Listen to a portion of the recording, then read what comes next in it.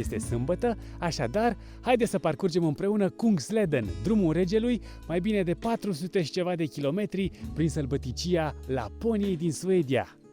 Bună dimineața! A plouat azi noapte. Dar acum e ok. Am pus un pic cortuțeu sucea și luăm un mic dejun mai mult decât consistent.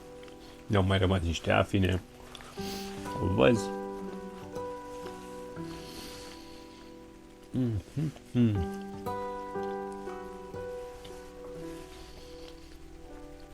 Ne așteaptă o nouă zi pe drumul regelui.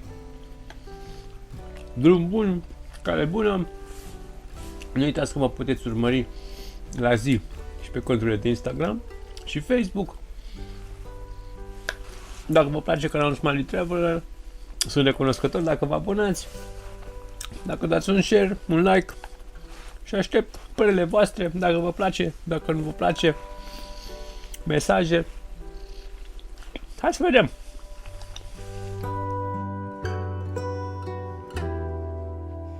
Cine se scoală de dimineață, departe ajunge. Chit că astăzi îmi propun să nu străbat prea mulți kilometri.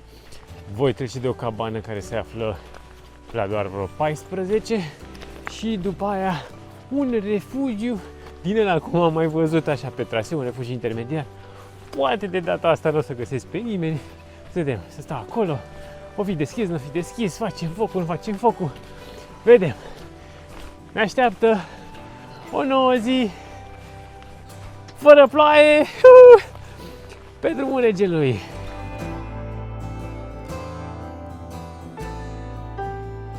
Ia uitați, domne, WC-ul așa în mijlocul naturii, civilizat. Așa, apropo de asta, toți de aici își cară câte o lopățică cu ei. Dacă n-au, nu știu, o digestie regulată, în natură sapă gropiță și își fac nevoile pur și simplu. De asemenea, civilizat.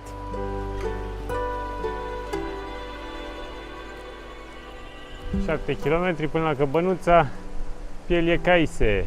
După 3 ore jumate am ajuns la cabana, cum se numește, Pieliecaise, ceva de genul ăsta.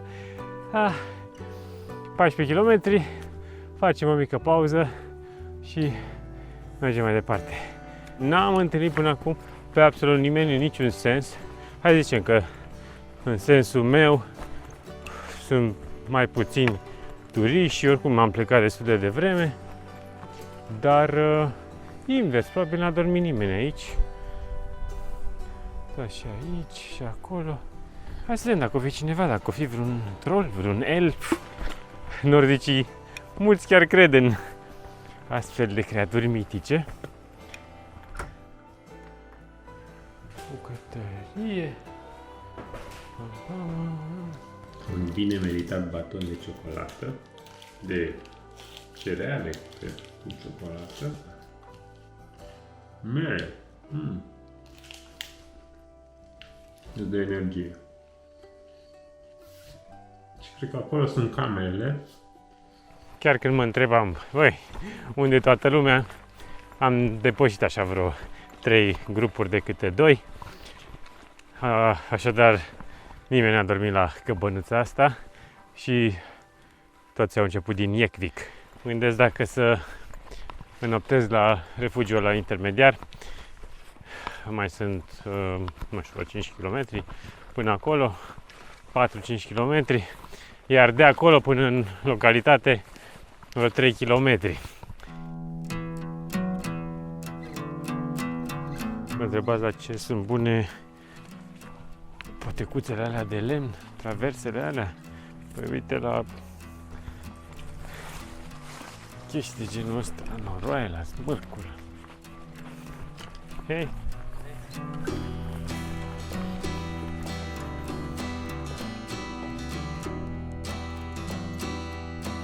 Hei! Pretty big. La Căbănuță era o familie la o drumeție așa de o zi.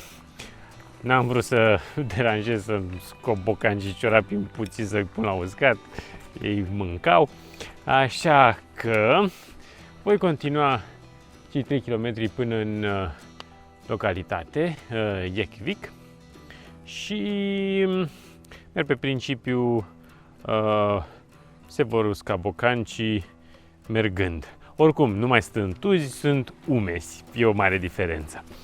Și vedem, o să profităm probabil de vreun internet, de vreo priză, de supermarket și mai scurtăm din drumul de mâine. Haha, gata, ajungem în Jektvik, un orășel, un sătuc chiar mai mic decât cel de dinainte, nu mai spun de Adolf Stern, dar cum se numea? Amarnes. Acela se zice că e cel mai mare de pe Kungsleden, dar aici ar fi un supermarket mărișor. Așa că hai să vedem ce au ieftin și bun. Cu siguranță vreau să-mi iau lapte sau iaurt ceva, pentru că mă tot car cu fulgi de porumb. Așa, și mai vedem ceva pentru o cină de seară. Uite, o mașină din Finlanda, din Germania, din Olanda. Nu doar că se află pe malul unui lac, dar și pe o șosea națională care duce și vine din Norvegia. Am văzut trecând camioane.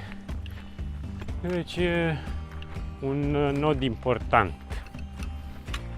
și pentru turiști, și pentru călători, drumeți, transportatori. Bine ați venit în Jektvik. Jektvik.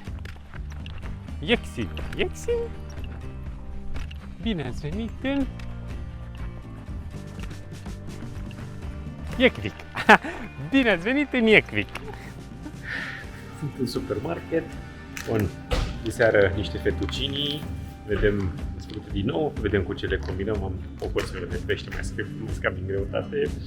Acum un iaurt cu fructe, să termin cerealele. Am rămas fără ceai și poate mai luăm ceva dulce. Părăsim sătucul și nu o să merg prea mulți kilometri, undeva lângă un lac. O să campez, de unde trebuie să vâslești ca să treci pe partea elaltă. Nenea tunde iarba. Și de acolo, la câțiva kilometri, va fi un alt lac de unde va trebui să trec cu feribotul, care trece doar de 2 ori pe zi. N-aș mai merge încă vreo 4 ore jumate azi ca să prind pe cea de dimineață, de la 9 dimineața, da? Așa că mâine o să fie relax și o voi prinde pe cea de după amiază, de la 5.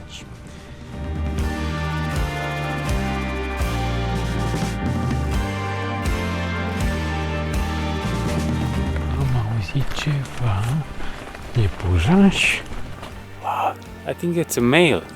Look at that horns. Am ajuns, dragilor. Aici un mic adăpost. De aici se ia bărcuța, destul de mare, ca să treci pe partea elaltă. Ideea e că sunt 3. Cineva a fost așa și ne-a lăsat în partea elaltă. Normal trebuie să fie cel puțin una pe o parte. Și dacă e doar una și vii, trebuie să faci 2 drumuri ca să tragi una după tine și iar să te întorci. Deci de fiecare dată una trebuie să fie pe un mal. All together 3 boats. When you have finished using the crossing, there must be at least 1 boat on each side of the lake. Ce v-am spus. Suntem 2, așa că am noroc. Ne-am pus și veste. Acum am început să picure. E un pic de vânt, așa că o să fie un pic mai greu cu vâslitul. Yay! Goodbye, Jektvik! Do you pull us away? Yeah! Whoop.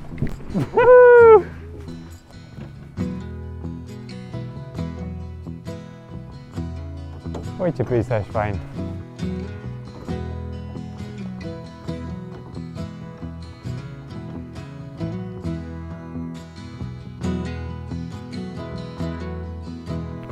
Încercăm să facem un foc. 1. Că sunt țânțari, n-am vorbit de ei, căci până acum n-am prea avut foarte mult de a face, am observat că sunt în principal seara. Nu cum auzise că sunt și musculițe, țânțari mai mici, mai mari. Mi-am luat și o mască, dar n-am trebuit să folosesc. Când mergi pe parcurs n-am avut probleme. Seara, în schimb, pe la cort se cam adună. Așa că un foc ar fi bun, fumul pentru țânțari. 2. Focul să gătesc și să nu suc ciorapi și una alta. Dar nu prea lemne.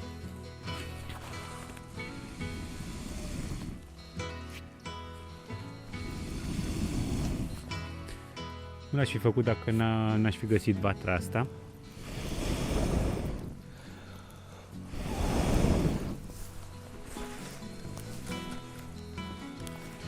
Și că folosim lemnele pe care le avem deja aici arse. Ca altceva. E bună scoarța de mesteacă, n-am văzut. Avem foc into the wild. Bun. Am pus bocanci aici. Am ciorap aici. Am ciorap aici. Și să-mi dăm foc la pădure.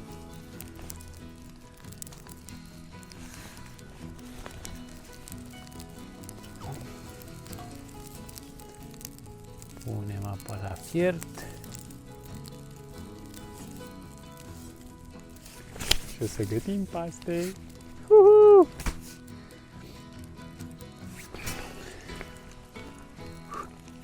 Noapte bună! Aștept share-ul vostru, like-ul, subscribe-ul. Ne vedem la paste și apoi ne băgăm la nai.